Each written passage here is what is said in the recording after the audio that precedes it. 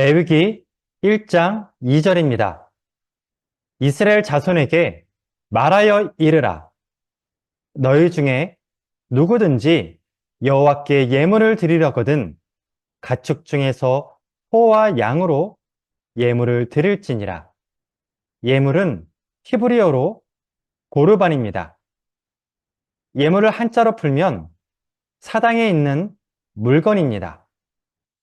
그런데 고르반의 의미는 다릅니다. 가까이 가다, 들이다입니다.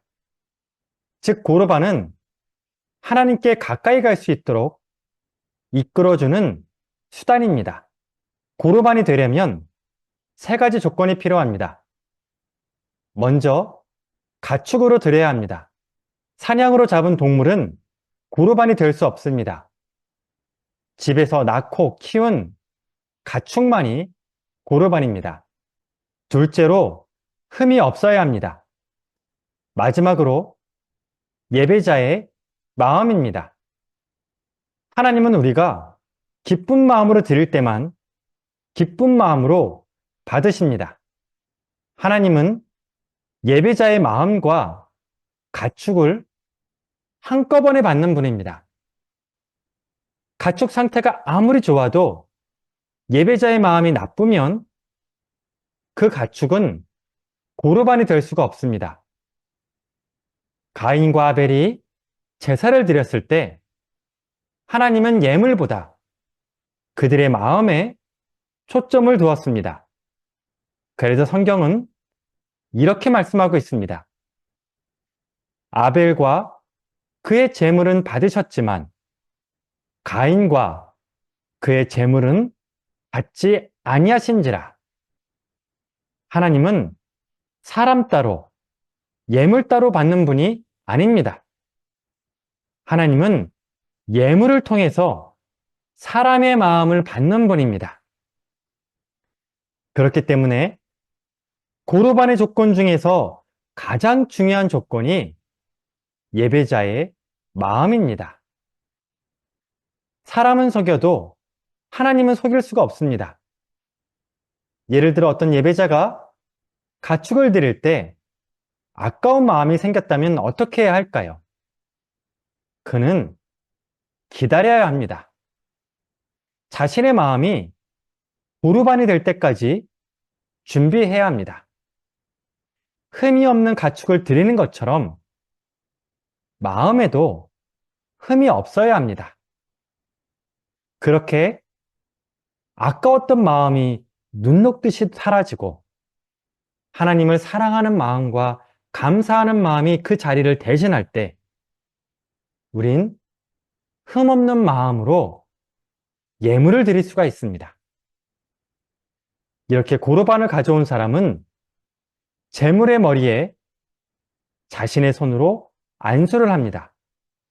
그리고 가축을 도살합니다. 안수를 하는 순간 가축은 나를 대신하게 됩니다. 가축이 죽는 것은 내가 죽는 것이고 가축을 드리는 것은 나를 드리는 것이 됩니다. 안수를 마치면 예배자는 가축을 도살합니다. 제사장이 가축을 도살하는 게 아닙니다. 이때 곁에 있던 제사장은 피를 받아 제단에 뿌리고 각을 뗍니다. 그리고 나서 번제를 드립니다. 번제를 한자로 풀면 불사를 번의 제사제입니다. 한자적으로만 보면 번제는 불타고 있는 제물에 초점을 둡니다. 하지만 번제의 원뜻은 다릅니다. 불타는 제물보다 제물의 연기에 초점을 맞춥니다. 예를 들어 탈무드나 미드라시는 연기 모양이 직선으로 올라갈 때 하나님이 받으시는 고르반이고 연기 모양이 흩어지거나 바닥으로 깔리면 하나님이 거부하시는 고르반이라고 했습니다. 즉 번제란 태우는 것에 초점이 있는 것이 아니라 예배자의 마음이 연기와 함께 하나님께 들여 올려지는 것이 핵심입니다. 고르반의 조건은 가축이지만 가난해서 못 드리는 사람도 있었을 겁니다. 하나님은 그런 사람들을 위해서 산 비둘기의 새끼도 가능하다고 알려주셨습니다. 가축을 드려야 한다는 고르반의 첫 번째 조건과 충돌합니다. 충돌하는 말씀을 종합하면 하나님이 원하시는 고르반은 예배자의 마음입니다. 우리는 주일마다 예물을 드립니다.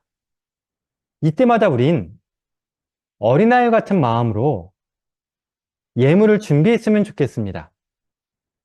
어린아이가 부모님께 손편지를 쓰는 것처럼 사랑을 담아 헌금했으면 좋겠습니다. 물질과 함께 내 마음이 하나님께 올려진다는 믿음을 가지고 헌금했으면 좋겠습니다. 그렇게 드리면 하나님은 분명 그 예물을 받으시고 기뻐해 주실 겁니다. 기도하겠습니다.